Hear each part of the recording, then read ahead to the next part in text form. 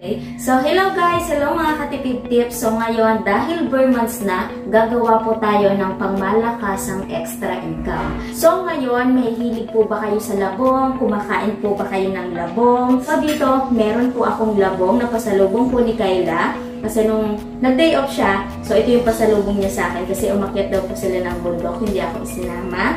So, thank you, Kayla. So, ngayon, ang gagawin po nating recipe dito sa pasalubong sa akin is gagawin po nating atsarang labong. Sa panghandaan, panalong-panalo to. Lalo na kung mga prito-prito yung handa po natin or yung ulam po natin.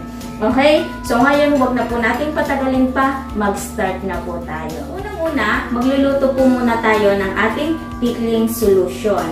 Bali, ito po ay sukang paumbong. Pero sana kung gagamiting suka, kasi ito masarap to. Wait lang. And rose. So, ito yung nakamulatan kong suka sa probinsya. So, nagkita ulit ako nung umuwi po ako sa Batangas. Bali, hindi ko ito binili ha.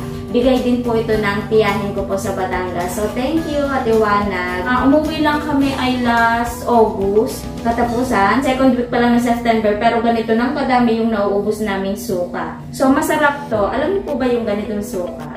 Hindi na po ito yung gagamitin ko kasi kakaunti na lang siya. Uti-utiin ko na lang to. Ituloy na po ulit natin to. So, ilagay na din natin ang asukal. So, ang gagamitin ko po ay white at saka po white sugar. Kasi kakaunti na po yung asukal ko, kaya siya nag-iba. Yung ating asin, pamintang buo. So, ngayon, pwede na po natin buhayin yung pinakang apoy po natin. So, hahaluin ko lamang po ito hanggang sa tingin ko ay tunaw na po yung asukal at asin po natin. Pagkatapos, babalikan po natin kapag kumukulo na. Habang hinihintay po natin kumulo yung suka po natin, ito pong labong na ito is ginayat na po ni Kayla. Diba? Very good. Diba? Hindi na ako naggayat, hindi na ako nagbalat. So, ito po ay ginayat po ng haba-haba. At ito po ay pinakuluan na din po namin. Okay? So, kulo na po ito. So, bago po natin gawing atsarang labong, kailangan ay pakukuluan po muna yung labong. So, iwas sira, iwas din yung masyadong maamoy ba yung labong. Pagkatapos ay pipigain po natin kapag nakaluan na tulad po nito. Ito ay pigang-piga na po ni Kayla. Okay, so after 8 to 10 minutes, kumukulo na po kaagad yung ating pong suka. Ngayon, bago natin ilagay yung other ingredients, titikman na po natin yung pickling solution po natin. Kung okay na ba yung tamis o kaya yung alat, diba? So, ayan. Asim, tilig, tamis. So, para sa akin, okay na po yung lasa niya. Sarap. Kapag okay na yung lasa, so pwede na po natin ilagay yung other ingredients. Okay? So, unahin natin yung bawang, sibuyas, luya, carrots. Naglagay din tayo ng shape para may pang-design tayo. Bell pepper. Tapos, ayan, kung napapansin nyo, lahat ng ingredients po natin, para lang po dito sa carrots, lahat po ay haba-haba. So, ihintayin lamang po natin to na medyo mag-simmer. Ngayon, kung hindi pa tayo kumbinsido sa lasa, pwede po ulit natin tikman para makapag-adjust pa tayo, diba? Sarap pa. Wala pa yung labong. Masarap na. So, ngayon, pwede na po natin ilagay yung nilagang labong. Okay, so tatandaan, bago po natin ilagay yung ating labong, is ilalaga po muna natin ang bukod. Okay, so ginagawa po natin itong paraan na ito para mas tumagal po yung buhay nung atsarang labong po natin. So, kung nakikita natin, kulong-kulo na yung gilid. So, kapag nakuluan na, pwede na po nating patayin yung pinakang apoy po natin. Ngayon, iintayin lamang po natin itong lumamig at magbabalik po tayo. So, buti na lang napansin po kaagad namin. Kaya pala parang kulang sa paningin. So, pasas po pala yung kulang. Ngayon, ang gagawin ko, ihahabol ko na lamang siya, pero pakukuluan ko muna siya sa suka para iwas sira yung atsarang labong po natin. So kapag nakuluan na, sasalain ko lamang po yan and ihahalo ko na po sa atsarang labong po natin. Pagkatapos, ayan, hahaluin ko lamang siya hanggang sa ma-mix and then magbabalik po tayo kapag totally malamig na. So malamig na po yung ating atsarang labong. Ngayon is magpa-packaging na po tayo. So meron akong available dito ng mga plastic jar. Pero dito, kahit anong jar, kahit babasagin, is pwede po yun. Ito yung meron ako ngayon dito sa bahay, kaya ito po yung gagamitin ko. Kung naghahanap tayo ng pangmasang lalagyan, so ito, mura lamang po yung pinakapuhunan po natin. So itong mga jar po natin ito, na-sterilize na po ito. So sa magtatanong kung paano ko siya in-sterilize, so nagpainit lang ako ng tubig, tapos nilublob lang siya, tapos in-air dry. Okay? Bawat isang large na jar, maglalagay po tayo ng 550 grams ng atsarang labong po natin. So kasama na yung laman, sabaw, pero yung pinakang jar natin is hindi po yun kasama sa timbang. Pagkatapos, sa pinakang gilid, maglalagay po tayo ng yung carrots na nilagyan natin ng design na bulaklak. Pagkatapos, sa pinakang ibabaw, maglalagay din po tayo ng isang piraso.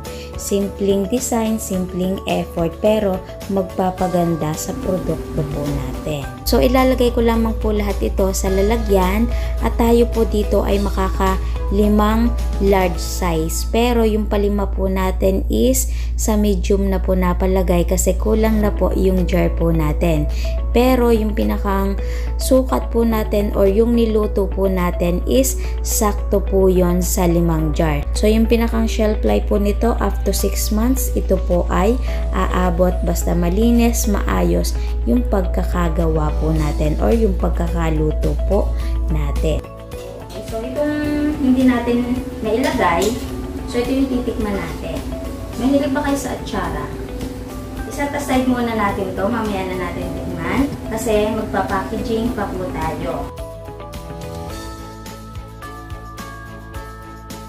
Sa bibilhan po ng ating jar, doon na din po tayo makakabili ng pang-seal. Okay, so ako gagamit po ako ng heat gun para ma-seal po natin ito. Okay, so kung gusto niyo pong umorder ng tulad po nito, maglalagay po ako ng link. At kung wala naman po tayong heat gun, so pwede naman po tayong gumamit ng takore. So sa mga last video po natin, gumamit na din po tayo niyan. So diba, ganun lang kabilis kapag meron tayong gamit na heat gun. So halimbawa kung gagawin natin extra income, so mas maganda kung meron po tayong label nung atin po atsarang labong. Tapos pwede rin po tayong maglagay ng sticker na tulad po nito, thank you. So mura lamang po ito. Tapos madami na po tayong paggagamitan. Parang kung hindi ako nagkakamali, nasa 500 pesos po ang isang roll.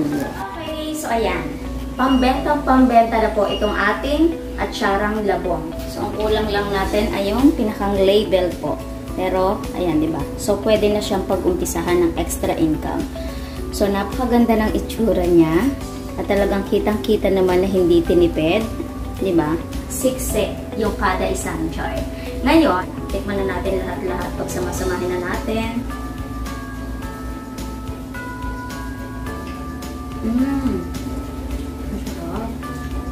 Isa pa.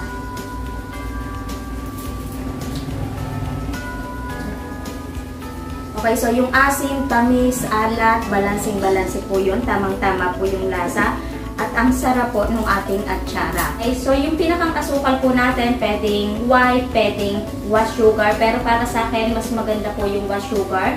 Mas matamis. Tapos, yung atsara po natin, mas gumaganda. Kasi, yung kulay ba niya, medyo may pagka-brown. Mas maganda siyang tingnan dun sa atsara po natin. So, yung pinakang naman po nito sa loob, malutong-lutong po yun. Ang sarap nitong i-partner sa mga prito-prito, sa mga inihaw, diba? Pinakang side dish.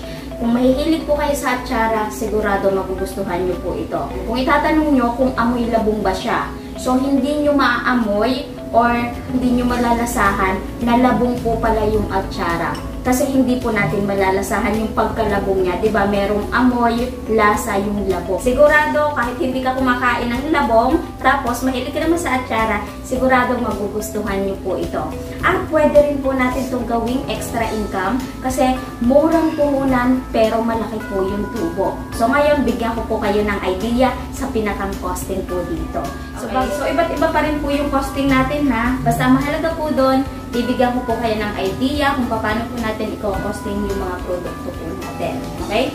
So umpisahan po natin sa labong.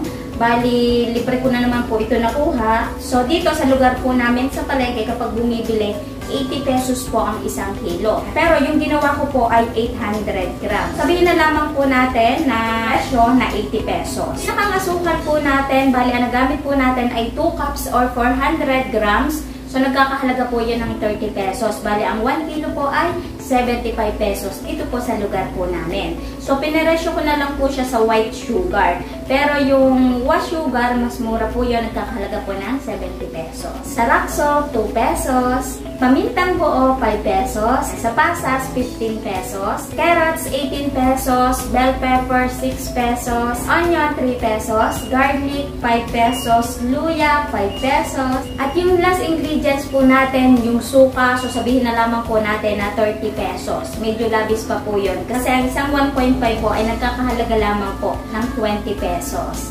Kaya ang total ng ingredients ay 199 pesos. Pero magpa-plus pa po tayo doon ng other expenses. So sa pinakang packaging po natin, makakalimang jar po tayo. So may puhunan na 45 pesos, kasama na po doon yung ating sticker at saka kung magsisil po tayo. Kung gagamit po tayo ng kuryente para sa pagsisil or maggagas po tayo kung takore yung gagamitin po natin. So sabihin na lamang po natin na 50 pesos. At mag-plus na din po tayo ng pinakang labor po natin, gas po natin nung niluto. Yung pagluluto naman po natin is saglit na saglit din lamang po. So sabihin na lang din po natin na 50 pesos. Kaya ang total po lahat ng puhunan ay 299 pesos. Ngayon, i-divide po natin sa 5 jar na magagawa po natin at ang kalalabasan po nun 59.8 lamang po yung puhunan po natin dito sa isang jar. Ngayon, ito pwede po nating ibenta ng 100, 120, hanggang 150. So ako, tutuusin ko siya sa 150 pesos kasi dito sa isang jar, punong-puno po talaga yung laman. Tapos makikita talaga natin yung ganda ng produkto po natin. At higit sa lahat, nandun din po yung sarap po nung atin pong atsarang labong. Kapag minus po natin yung puhunan, sabihin na po natin na 60 pesos. So, posible po tayong tumubo ng 90 pesos po kada isang jar. So, tayo po ay nakalima. So, i-times 5 po natin at tutubo po tayo ng 450 pesos sa 5 jar na ginawa po natin. So, diba, madali lamang pong gawin, tapos murang puhunan, pero malaki po yung posible po nating tubuin. So, dito, sasamahan lamang po natin ng sipag at diskarte. Sigurado, kikita po tayo dito sa paggagawa po ng atsara. So, samahan pa natin yan ng atsarang papaya. Meron ding atsarang labanos. So, hindi pa ako nakakagawa ng atsarang labanos. So, masarap din po yon. Natikman ko na yon. So, madami pong pagpipilian sa mga atsara po natin. So, sana bago po ulit nagtapos yung video po natin ay meron po ulit akong naidagdag na negosyo idea po sa inyo. Kaya kita-kits na lang po ulit sa mga next video.